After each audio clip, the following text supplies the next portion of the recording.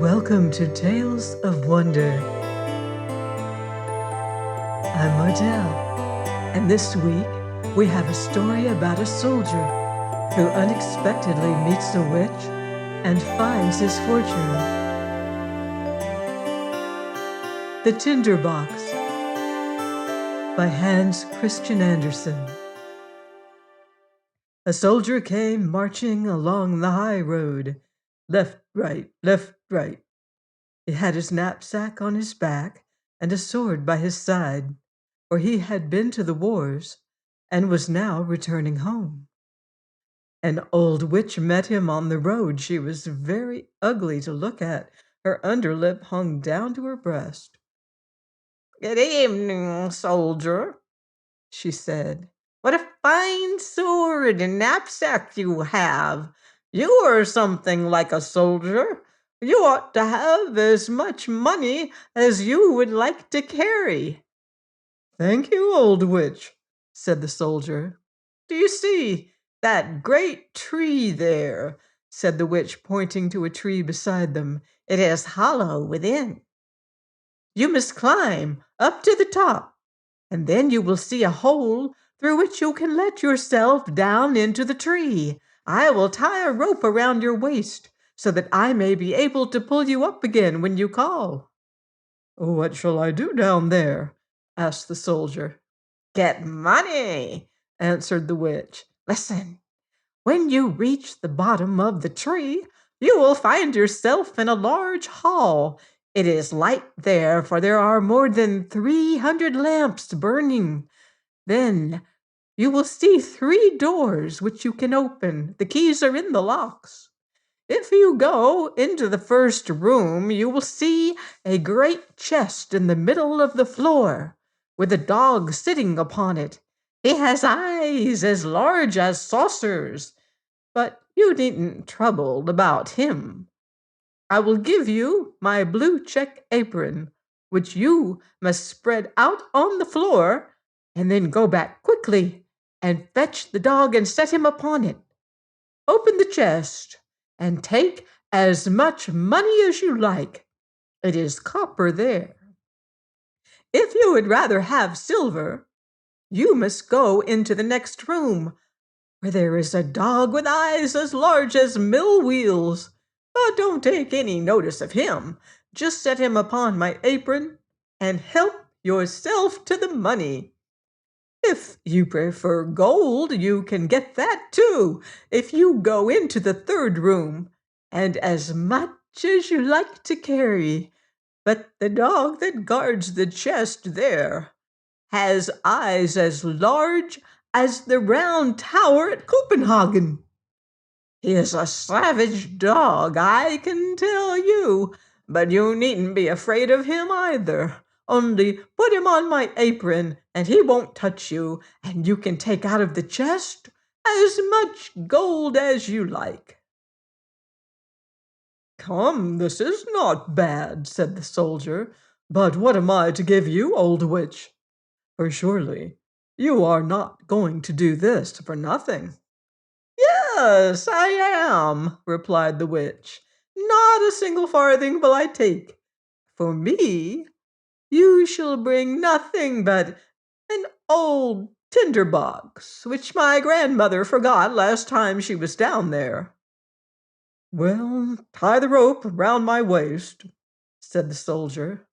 "Here it is," said the witch, "and here is my blue check apron."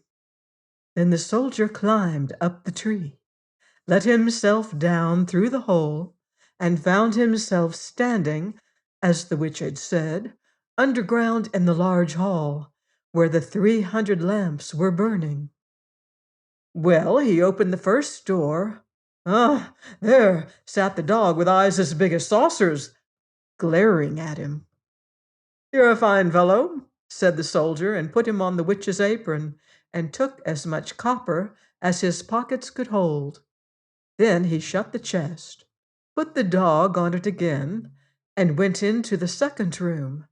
Sure enough, there sat the dog, with eyes as large as mill wheels. "You'd better not look at me so hard," said the soldier. "Your eyes will come out of their sockets." And then he set the dog on the apron.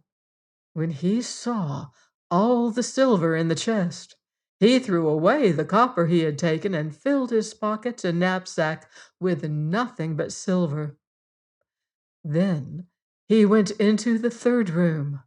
Horrors! The dog there had two eyes, each as large as the round tower at Copenhagen, spinning round in his head like wheels. "Good evening," said the soldier, and saluted, for he had never seen a dog like this before. But when he had examined him more closely, he thought to himself, "Now then, I've had enough of this," and put him down on the floor and opened the chest. Heavens! What a heap of gold there was! With all that, he could buy up the whole town, and all the sugar pigs, all the tin soldiers, whips, and rocking horses in the whole world. Now he threw away all the silver with which he had filled his pockets and knapsack, and filled them up with gold instead. Yes, all his pockets, his knapsack, his cap, and boots even, so that he could hardly walk. Now he was rich indeed. He put the dog back upon the chest, shut the door, and then called up through the tree, "Now pull me up again, old witch." "Have you got the tinder box also?" asked the witch. "Oh, botheration," said the soldier. "I'd clean forgot it." And then he went back and fetched it. The witch pulled him up, and there he stood again on the high road, with pockets, knapsack, cap, and boots filled with gold. "What do you want to do with the tinder box?" asked the soldier. "That doesn't matter to you," replied the witch. "You've got your money. Give me my tinder box." "We'll see," said the soldier. "Tell me at once what you want to do with it, or I will draw my sword and cut off your head." "No!" screamed the witch. The soldier immediately cut off her head. That was the end of her. But he tied up all his gold in her apron, slung it like a bundle over his shoulder, put the tinder box in his pocket, and set out towards the town. It was a splendid town. He turned into the finest inn, ordered the best chamber, and his favorite dinner, for now that he had so much money, he was really rich. It certainly occurred to the servant who had to clean his boots that they were astonishingly old boots for such a rich lord. But that was because he had not yet bought new ones. The next day he appeared in respectable boots and fine clothes. Now, instead of a common soldier, he had become a noble lord, and the people told him all about the grand doings of the town and the king, and what a beautiful princess his daughter was. "How can one get to see her?" asked the soldier. "She's never going to be seen at all," they told him. "She lives in a great copper castle, surrounded by many walls and towers. No one except the king may go in or out, for it is prophesied that she will marry a common soldier, and the king cannot submit to that." "I should like very much to see her," thought the soldier, but he could not get permission. Now he lived very gaily, went to the theatre, drove in the king's garden, and gave the poor a great deal of money, which was very nice of him. He had experienced in former times how hard it is not to have a farthing in the world. Now he was rich, wore fine clothes, and made many friends, who all said that he was an excellent man, a real nobleman. And the soldier liked that. But as he was always spending money and never made any more, at last The day came when he had nothing left but 2 shillings, and he had to leave the beautiful rooms in which he had been living and go into a little attic under the roof and clean his own boots and mend them with a darning needle. None of his friends came to visit him there, for there were too many stairs to climb. It was a dark evening, and he could not even buy a light. But all at once it flashed across him that there was a little end of tinder in the tinder box, which he had taken from the hollow tree into which the witch had helped him down. He found the box with the tinder in it, but just as he was kindling a light and had struck a spark out of the tinder box, the door burst open, and the dog with eyes as large as saucers, which he had seen down in the tree, stood before him and said, "What does my lord command?" "What's the meaning of this?" exclaimed the soldier. "This is a pretty kind of tinder box.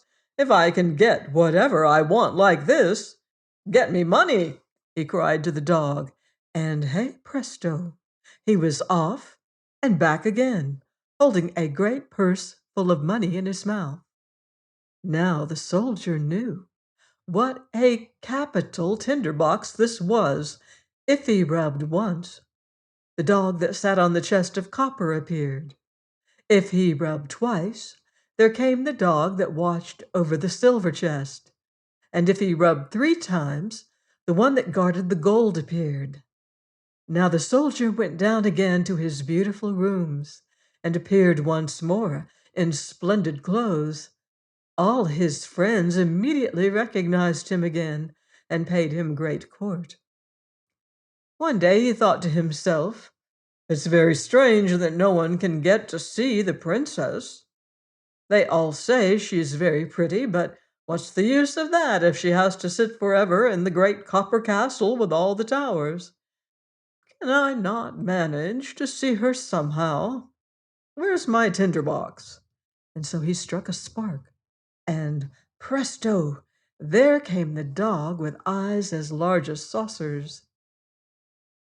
"It is the middle of the night, I know," said the soldier, "but I should very much like to see the princess for a moment."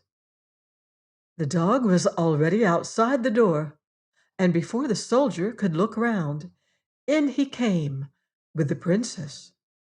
She was lying asleep on the dog's back, and was so beautiful that anyone could see she was a real princess. The soldier really could not refrain from kissing her. He was such a thorough soldier. Then the dog ran back with the princess. But when it was morning, and the king and queen were drinking tea, the princess said that the night before she had had such a strange dream about a dog and a soldier. She had ridden on the dog's back, and the soldier had kissed her. "That is certainly a fine story," said the queen. But the next night one of the ladies in waiting was to watch at the princess's bed, to see if it was only a dream or if it had actually happened.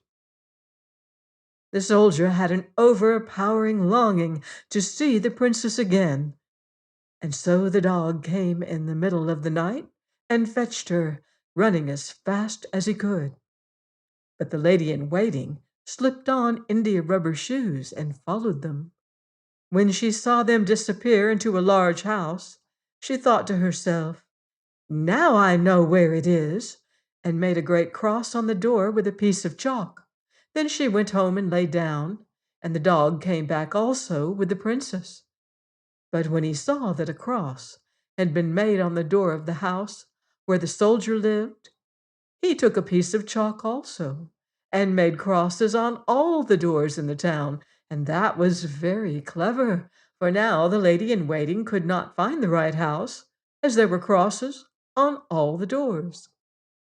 Early next morning, the king, queen, ladies in waiting, and officers came out to see where the princess had been. "There it is," said the king when he saw the first door with a cross on it.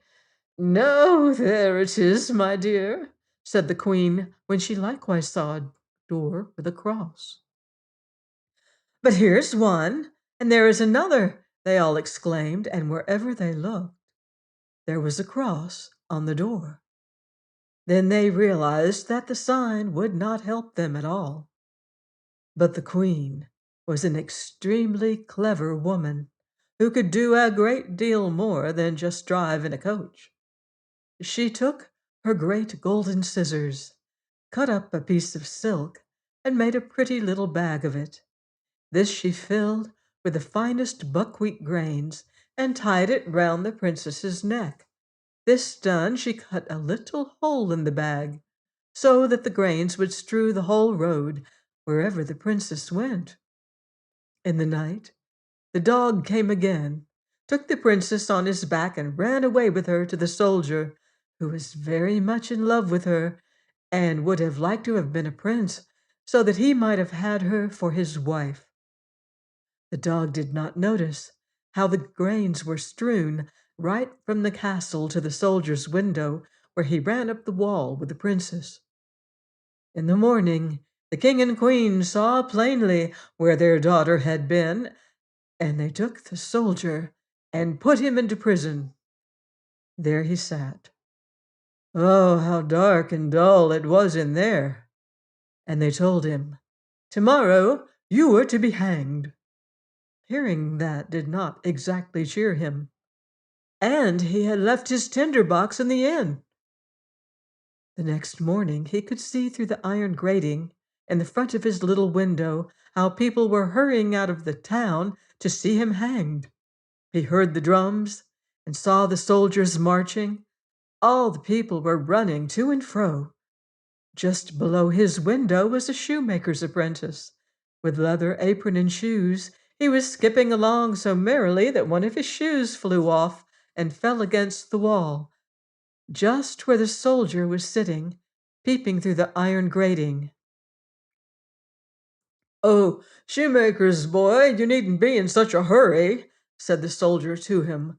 "There's nothing going on till I arrive.